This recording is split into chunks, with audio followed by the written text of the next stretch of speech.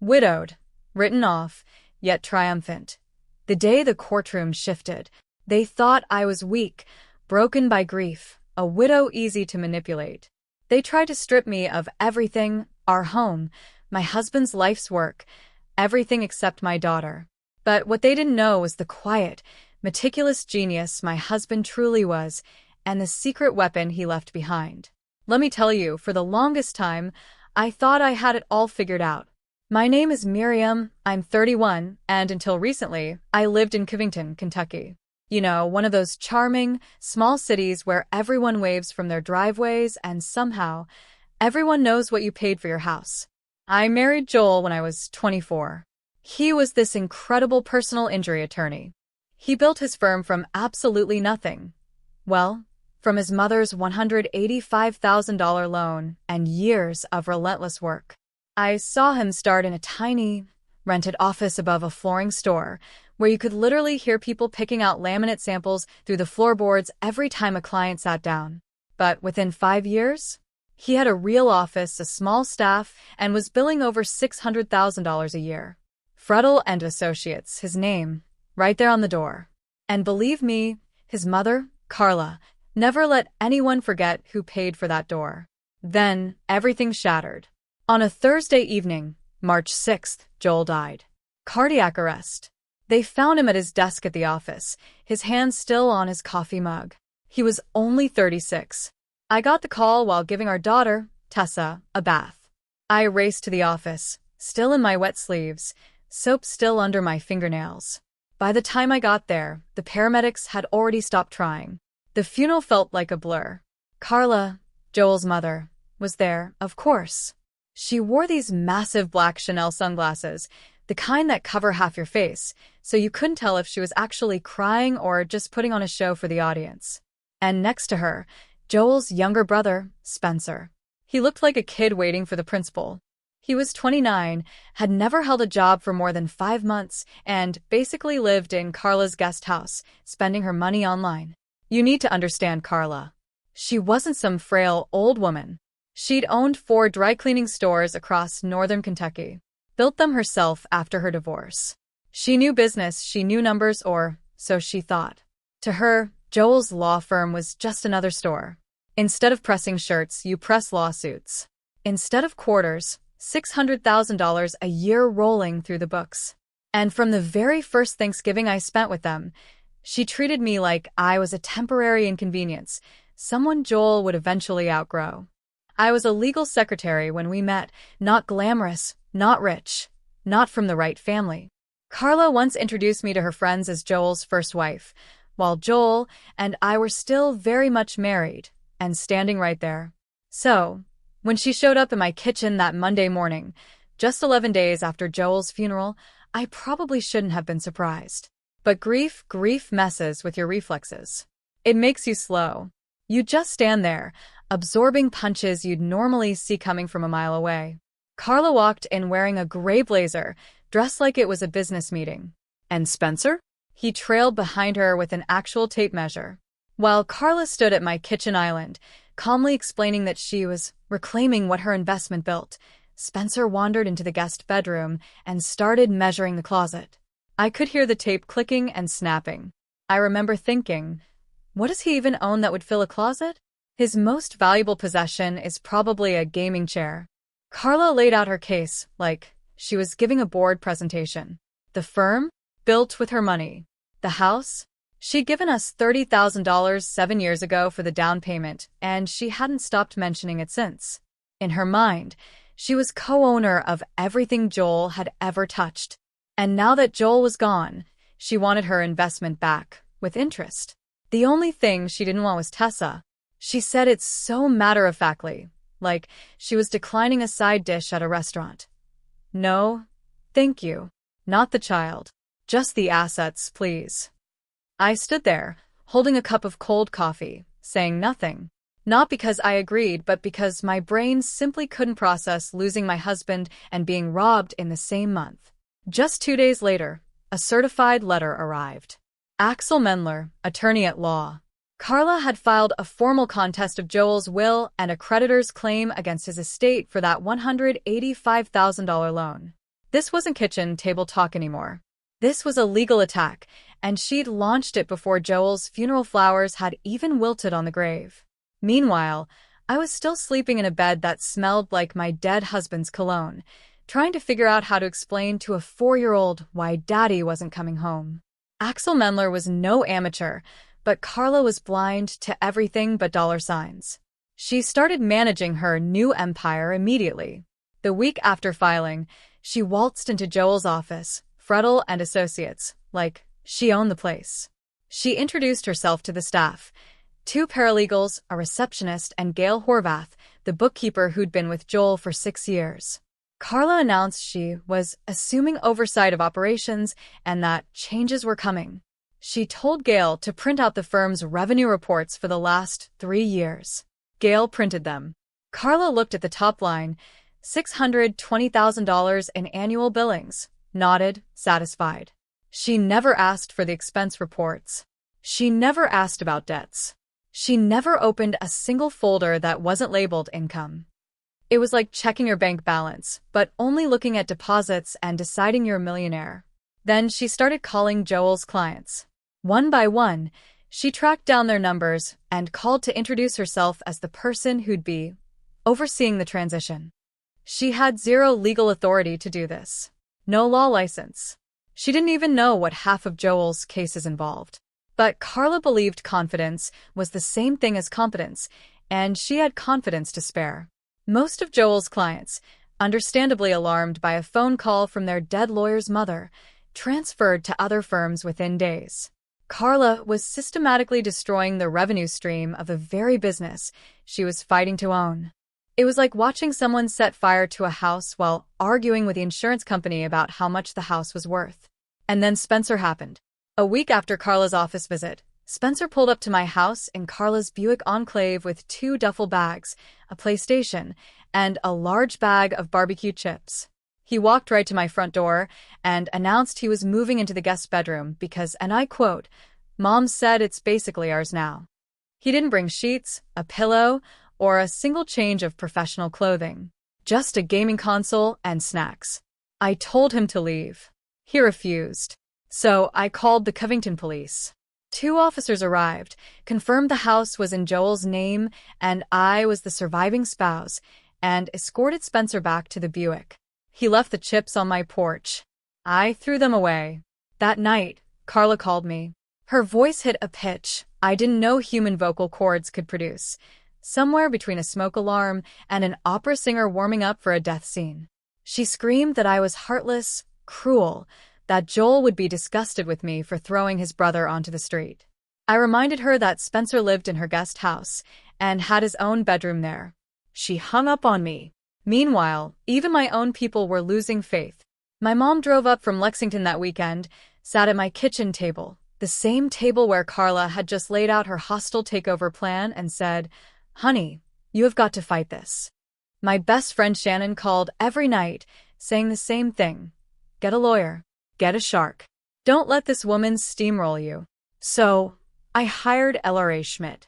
She came recommended by a colleague of Joel's, a German-American woman in her mid-50s with silver-streaked hair and the kind of calm, precise energy that made you feel like everything might actually be okay. LRA had handled estate disputes for 20 years. She reviewed Carla's filings in about 40 minutes and told me it was beatable. The loan had no partnership agreement, no formal terms, nothing in writing that gave Carla equity. The will was clean and properly executed. LRA said, "We fight, we win," and Carla goes home with nothing but a lesson in contract law. I told LRA I needed a few days to think. That night, after Tessa was asleep, I drove to Joel's office. It was almost 9. The building was dark, just the exit signs glowing green in the stairwell. I unlocked Joel's private office with a spare key I'd always kept on my keychain and sat down at his desk.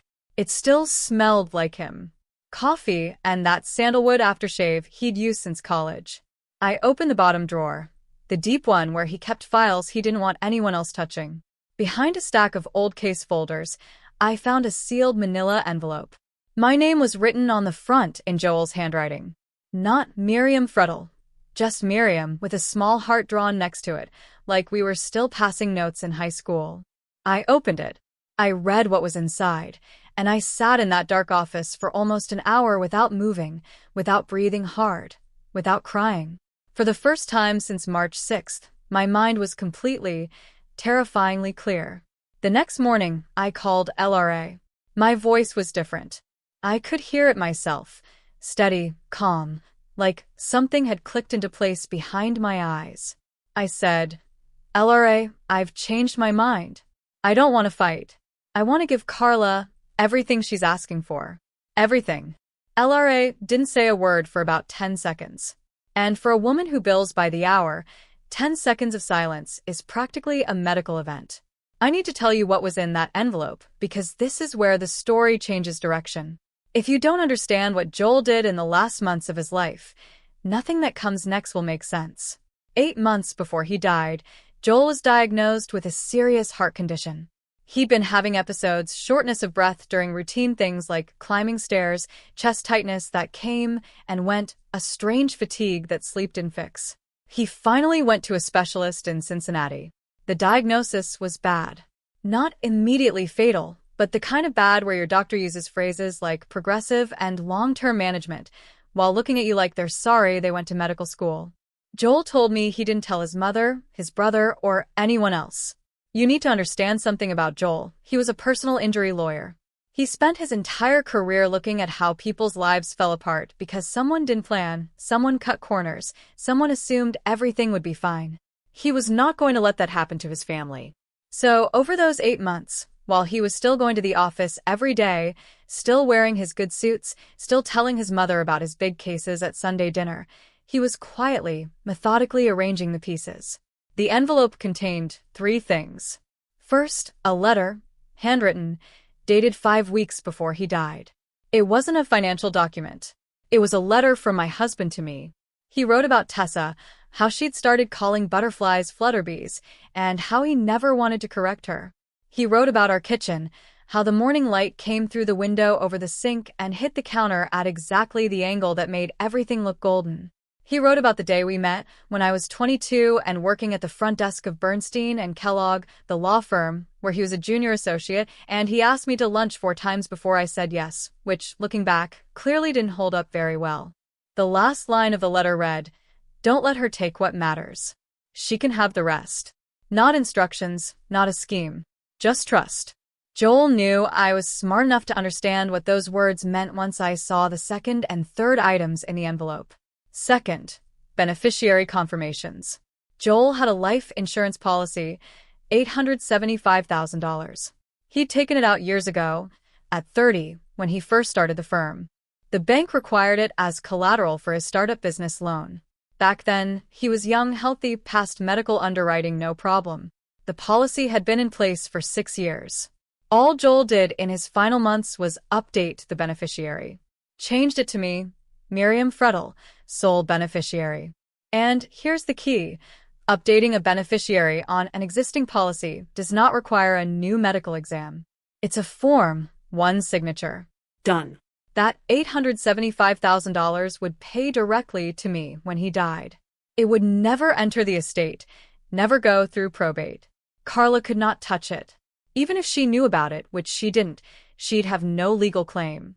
He'd done the same with his retirement accounts, a 401k with about $152,000 and a Roth IRA with $58,000. Updated both beneficiary designations to me. Same principle. Named beneficiary receives these directly, outside of probate, outside the estate. That's another $210,000 Carla couldn't reach. This isn't some secret loophole, by the way. This is how life insurance and retirement accounts work in every state in America. Millions of families rely on this exact mechanism. Financial advisors literally tell you to check your beneficiary designations every year. It's not a trick. It's Tuesday afternoon paperwork most people put off and forget about. Joel didn't forget. Third, the real financial picture of Frettel and Associates. Joel had prepared a detailed summary, handwritten in that precise lawyer script of his, laying out every debt, every liability, every ticking bomb inside his beautiful-looking firm. And this is where I went from grieving widow to something else entirely. The firm billed $620,000 a year? That part was true. That's the number Joel mentioned at family dinners, the number Carla memorized like scripture. But here's what $620,000 in revenue actually looked like once you peeled back the curtain. $115,000 in accumulated vendor and overhead debts. A pending malpractice settlement, $180,000, already agreed to by Joel before he died, just waiting for payment. $47,000 in unpaid payroll taxes. The IRS doesn't forget about payroll taxes, you know. They consider those trust fund taxes, meaning the responsible party is personally liable. And then the office lease. 34 months remaining at $4,200 a month. That's $142,800 in rent for a space you can't walk away from. The house? Worth about $385,000. But Joel had taken out a $220,000 home equity line of credit 18 months ago to keep the firm afloat. Add that to the original mortgage balance of $160,000, and the total debt on the house was $380,000. After closing costs, realtor fees, and transfer taxes, selling that house would net exactly nothing, maybe even less than nothing. And Carla's precious $185,000 loan? She was an unsecured creditor. Do you know what that means? It means she's last in line. Behind the IRS, behind the malpractice plaintiff, behind every vendor, every landlord, every creditor with a signed contract. By the time all of them got paid, if they got paid, there'd be nothing left. Carla's loan was gone the day Joel died. She just didn't know it yet. I sat in that office doing the math on the back of a grocery receipt. My side? Over $1 million. Clean money, tax-advantaged, non-probate, already mine. Carla's side? Approximately negative $520,000, once you added up every liability and subtracted every real asset. The next day, Gail Horvath called me. Joel's bookkeeper, the woman who'd managed his books for 6 years. Carla had fired her the previous week. No severance, no notice. Just walked into the office and told Gail her services were no longer needed. After 6 years of keeping that firm's books organized down to the penny, Gail was hurt, and she was angry. And Gail confirmed every single number in Joel's summary. She also told me something that made me close my eyes and just breathe. When Carla came to the office, she asked to see revenue reports. Gail printed them. Carla studied them carefully, nodded, and left. She never once asked about expenses. She never opened the liabilities folder. She looked at one column on one spreadsheet and decided she was inheriting a gold mine. I called LRA the next morning. I said, "Don't fight. Offer Carla everything. The house, the firm, every account in the estate. All I want is full, sole custody of Tessa. No visitation for Carla." LRA told me to come to her office. I brought Joel's envelope. I laid it all out on her desk. The beneficiary forms, the financial summary, the math. LRA read through everything. She checked the numbers twice. She looked at the insurance confirmation, the retirement account designations, the firm's debt breakdown. And then LRA Schmidt, a woman who'd spent 20 years in estate law without flinching, leaned back in her chair and started laughing. Not a polite laugh, a real one. The kind where your eyes water and you have to take off your glasses to wipe them. She looked at me and said 2 words. Joel was brilliant. Then she picked up her pen and started drafting the settlement offer. LRA contacted Axel Mendler the following week with an offer that, on paper, looked like a complete surrender. Miriam Fredel would relinquish all claims to estate assets, the firm, the house, every bank account connected to Joel's name. In return, Miriam wanted 2 things: full, sole custody of Tessa, with no visitation rights for Carla, and Carla drops the will contest permanently. That's it. Take the empire. Leave the child. Axel, to his credit, was suspicious. When someone hands you everything you asked for without a fight, any decent attorney starts looking for the trap. He called LRA back and said he wanted more time. Specifically, he wanted a full forensic audit of the firm's finances. He told Carla, "Give me 2 weeks to go through the books properly."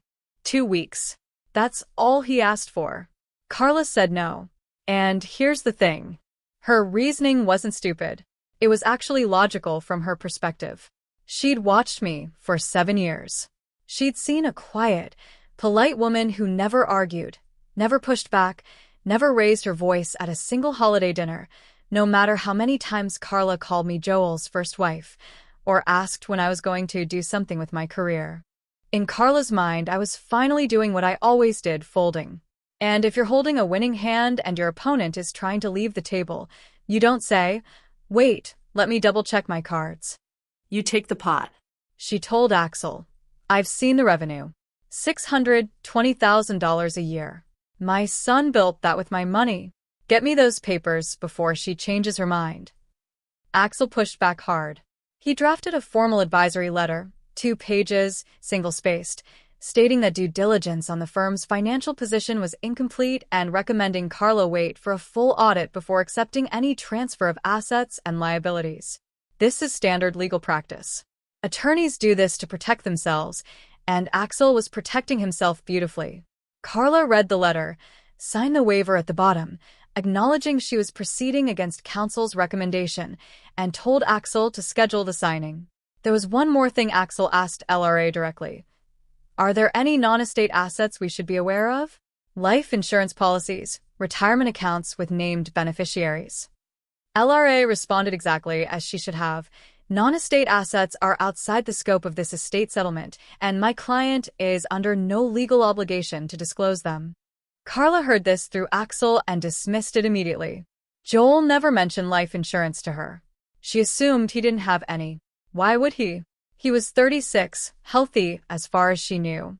Young men don't think about life insurance. Except Joel did, because a bank had required it 6 years ago. And Joel was the kind of man who kept paying premiums on time, even when everything else was falling apart. While Carla was busy signing waivers and ignoring her own attorney's advice, I was quietly building my new life. The insurance company processed my claim in just under 3 weeks. $875,000 deposited directly into my personal checking account at a credit union in Florence, Kentucky. I'd opened that account specifically for this purpose. No connection to any of Joel's accounts. No connection to the estate. I also initiated the rollover on Joel's retirement accounts, $152,000 from his 401k and $58,000 from his Roth IRA, into accounts in my name only. I started moving things out of the house. Nothing dramatic. A few boxes at a time. Tessa's clothes and toys first, then my books, my documents, the photo albums. I found a 2-bedroom apartment in Florence, about 20 minutes south of Covington. Clean, safe, good school district. First and last month's rent was $1,800. I paid it out of my checking account and didn't blink. Meanwhile, Spencer was living his best life. Carla had sent him to the firm to manage operations while the legal process played out, which mostly meant he sat in Joel's chair, spun around a few times, and tried to figure out the phone system. He called a process server a delivery guy. He asked one of the paralegals what a retainer agreement was. On his 3rd day, Carla had him go to the bank and sign onto the firm's operating account as a cosigner, so he could handle day-to-day expenses. Spencer signed every document the bank put in front of him without reading a single word. He didn't realize he was making himself jointly liable for obligations tied to that account. Spencer never read anything that didn't have a screen and a controller attached to it. My mom came up from Lexington one more time. She sat across from me at my new kitchen table, a small IKEA table I'd assembled myself, which honestly felt like a bigger accomplishment than my entire marriage, and said, "Miriam, you're giving up Joel's house, his life's work. Are you having some kind of breakdown?" I wanted to tell her everything. I wanted to open my laptop and show her the bank balance and watch her eyes go wide, but I couldn't. Not yet. Not until the papers were signed and there was no chance of anything leaking back to Carla through the small-town telephone chain that connects every mother in Kentucky. So I just said, "Mom, trust me, it's going to be okay." She didn't believe me. I could see it in her face, but she hugged me anyway, and that was enough. The signing was scheduled for a Tuesday in late June. The night before, I laid out Tessa's outfit for daycare, packed my bag with a signed apartment lease and a folder of bank statements showing over $1 million in clean assets, and set my alarm for 6:30. I climbed into bed, pulled the covers up, and fell asleep in under 5 minutes. First time that had happened since March 6th. Axel Mendler's office was on the third floor of a brick building on Pike Street in downtown Covington. Conference room with beige walls, industrial carpet, and a coffee machine that produced something technically brown and warm, but only theoretically coffee. I arrived at 9:15 with LRA. We took the 2 chairs on the left side of the table and waited. Carla walked in at 9:20 with Spencer and Axel. She was dressed like she was accepting a Lifetime Achievement Award. Full makeup, gold earrings, a cream silk blouse that probably cost more than my first month's rent. Spencer wore a new navy blazer. I noticed the price tag was still tucked inside the collar, hanging against the back of his neck like a little white flag. Nobody told him. I certainly wasn't going to. The documents were straightforward.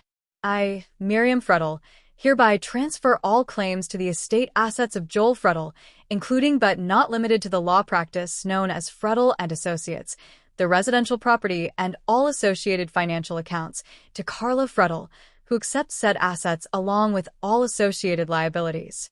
In exchange, Carla relinquishes all claims regarding custody of Tessa Frettel, and I receive full, sole custody with no visitation rights for Carla or Spencer.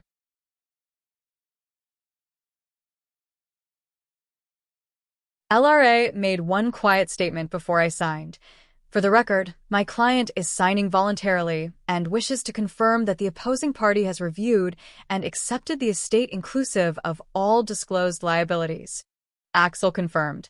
Carla didn't even look up. She was already reaching for her pen. I signed. Carla signed. Spencer sat there grinning like he'd just been promoted to CEO of something. The whole thing took 8 minutes. The fastest 8 minutes of my life. And I once ran a half-mile in high school gym class to avoid getting AB in phys ed. As I stood to leave, Carla couldn't resist. She looked at me across the table and said she hoped I'd finally learn to stand on my own 2 feet without a Frettel to lean on. Spencer nodded along, probably not understanding exactly what she'd said, but agreeing on principle, because that's what Spencer does. I picked up my bag, walked out, collected Tessa from daycare at 3:15, and drove to our apartment. I made her macaroni and cheese from a box, the kind with the dinosaur shapes, because Tessa firmly believed dinosaur-shaped pasta tasted better than regular pasta, and honestly, she might be right about that. We watched cartoons until 6:30. She fell asleep on the couch with cheese on her chin. I carried her to bed. Then, I sat on my kitchen floor with my back against the cabinet and just breathed. It was the most peaceful evening I'd had since Joel died. 3 weeks later, Carla Frettel walked into Frettel and Associates as its legal owner and began running her new empire. I wasn't there to see it, but in a town like Covington, you don't need to be. People talk. Gail still had friends at the office, and some things I learned from Carla herself during that last phone call. So, here's what happened. Day 1. She opened a stack of mail that had been accumulating on Joel's desk. Envelopes she'd walked past a dozen times without bothering to open. The third envelope was from the Internal Revenue Service. Notice of unpaid payroll taxes, $47,000, penalties accruing monthly.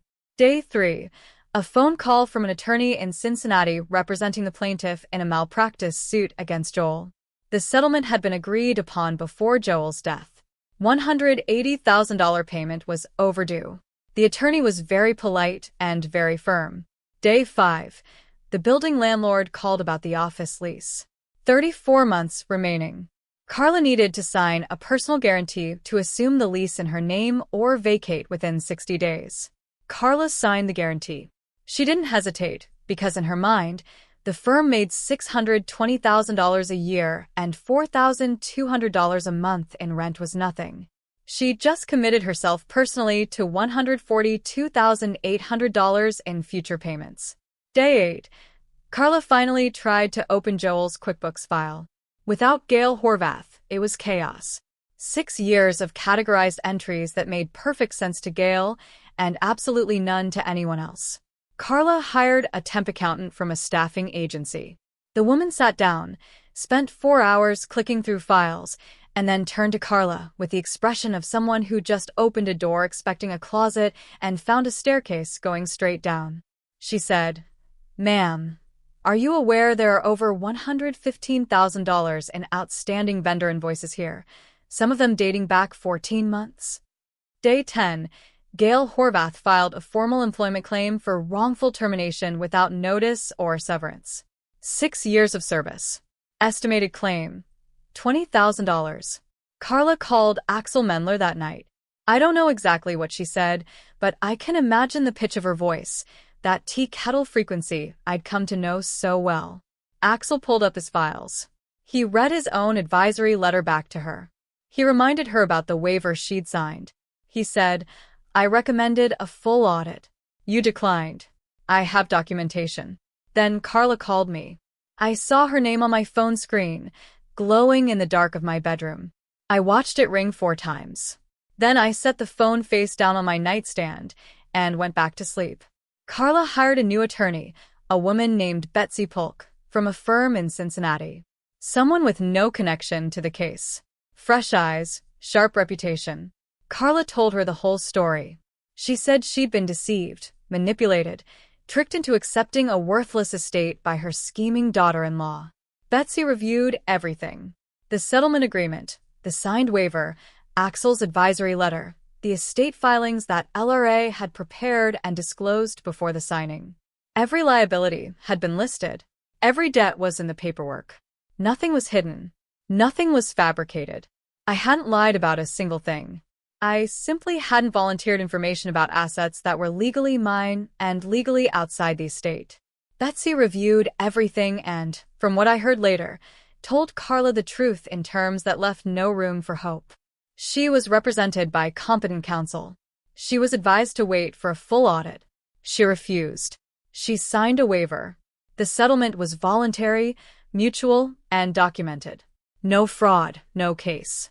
Apparently, the exact words were, "What you have is not a legal claim. What you have is a very expensive lesson." Carla tried to sell the house. Her realtor ran the numbers and delivered the news at her own kitchen table. After paying off the mortgage, the HELOC, closing costs, and agent commission, Carla would owe approximately $11,000 at closing. The house wasn't an asset. It was an exit fee. The IRS didn't care about Carla's feelings. Payroll tax penalties kept accruing. Carla began dipping into her personal savings, money she'd spent 30 years accumulating from her dry cleaning stores. She sold the Burlington location first, then the one in Erlanger. 2 stores gone in 2 months, and she still wasn't close to covering the firm's total liabilities. Spencer, who had been playing managing partner for exactly 19 days before the walls caved in, suddenly remembered he had somewhere else to be.